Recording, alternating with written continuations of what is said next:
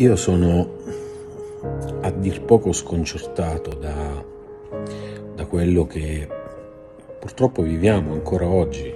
Sì, dico ancora oggi perché siamo agli sgoccioli del 2022. Dovrebbe esserci più civiltà, più educazione e meno pregiudizi.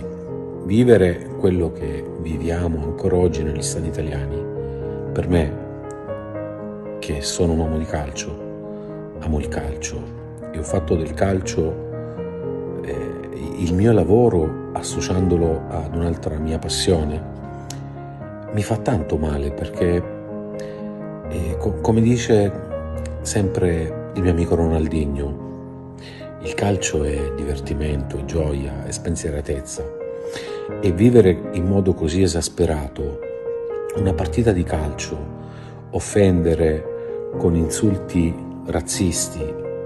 Ancora oggi siamo tutti italiani, ma soprattutto siamo tutti uguali. Non c'è disuguaglianza da nessuna parte, tantomeno nelle razze.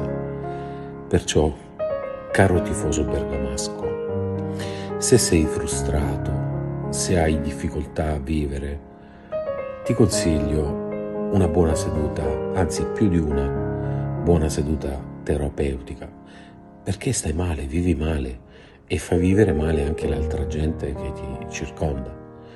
Dunque, per il bene di tutti, curati, ma soprattutto smettila di andare nello stadio.